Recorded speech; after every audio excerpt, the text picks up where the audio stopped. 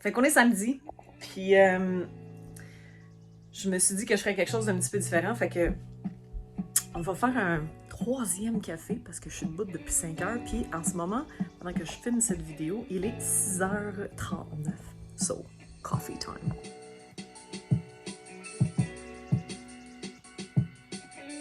Because you just got to. Yes. Thank you.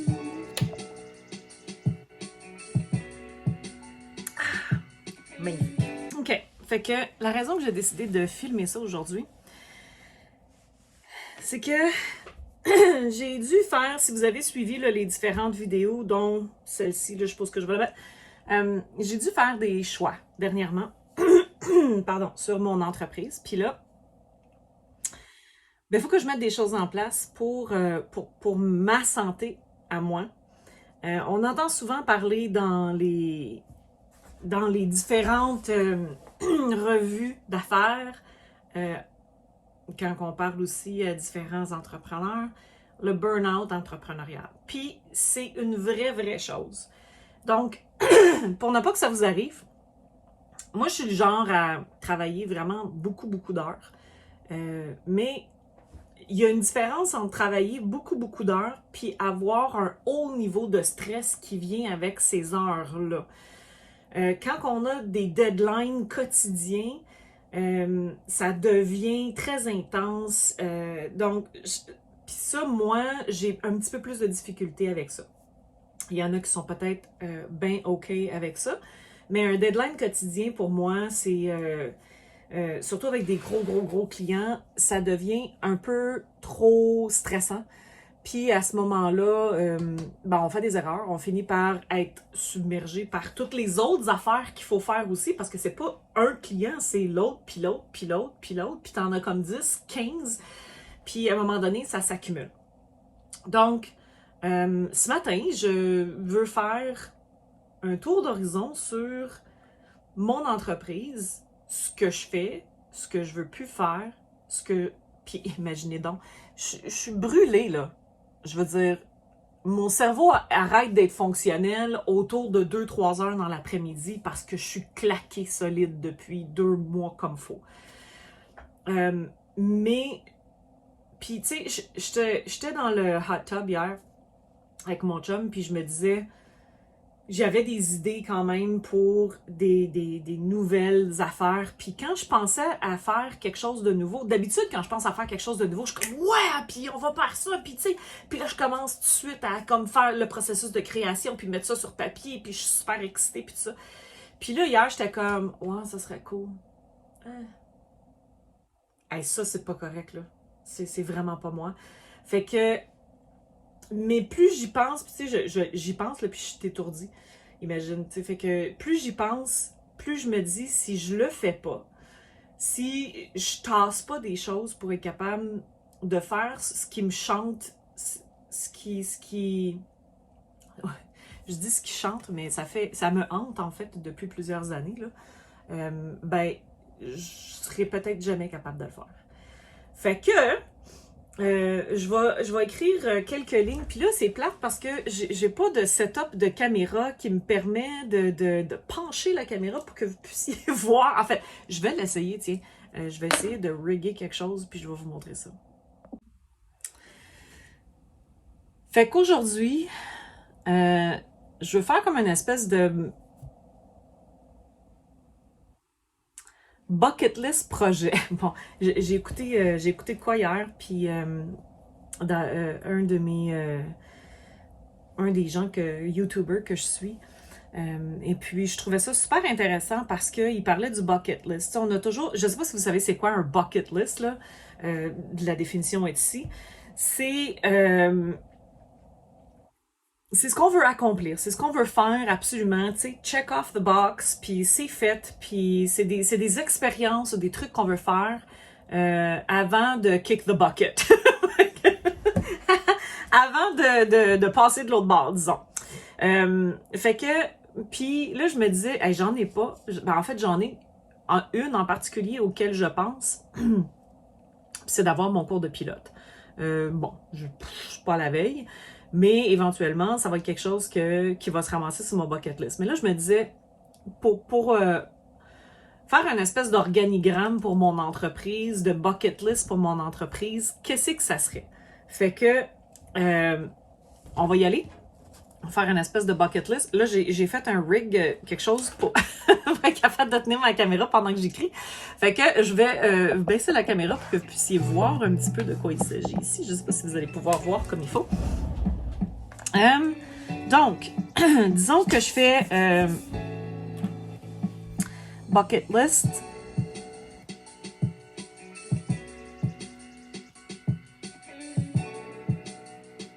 À faire.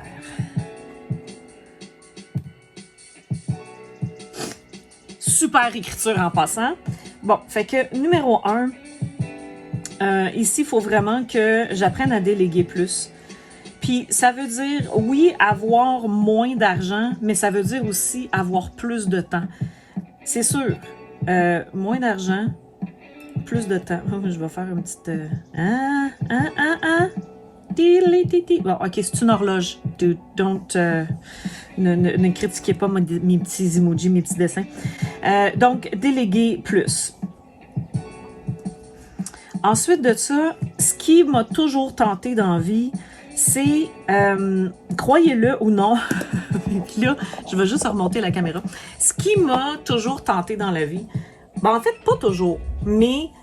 tu sais, il y a plusieurs choses quand j'étais plus jeune que je voulais faire. Je voulais être pilote d'avion, je voulais être vétérinaire, je voulais être artiste, je voulais être plein d'autres choses. Mais ce que j'ai jamais voulu être, c'était en avant de la caméra. Parce que pour moi, être en avant de la caméra, c'était le fame, le glam, le ci, le ça. Puis c'est vraiment pas pour ça que je fais ce que je fais. C'est vraiment dans le but d'aider les autres, puis je trouve ça intéressant de regarder des entrevues, puis regarder des gens interagir, puis le comportement humain qui est en arrière de ça me remplit de joie. J'aime tellement ça. Là. Moi, je pourrais être assis dans un parc puis regarder le monde passer, puis analyser les personnalités, puis analyser leur comportement, puis analyser... Puis ça, là, ça me... C'est qui que j'aime ça?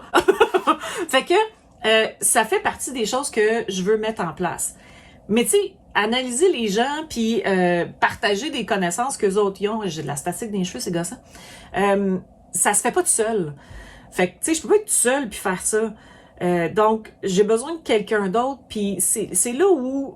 soit la télévision, soit la radio, soit un podcast, soit une chaîne YouTube, quelque chose du genre est comme apparu, évidemment, avec la venue de l'Internet puis toutes ces belles choses-là qu'on peut faire maintenant aujourd'hui.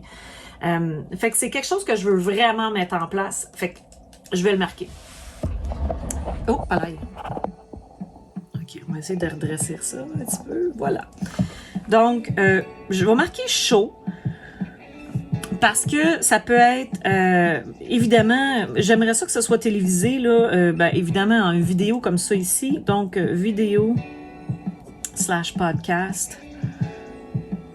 Cast, yes. Entrevue. Voilà. Et évidemment, continuer à servir des clients, tu sais, clients avec l'agence GMS. Client, agence, GMS, client et partenaire. Donc, tout ce qui est évidemment formation et clé en main.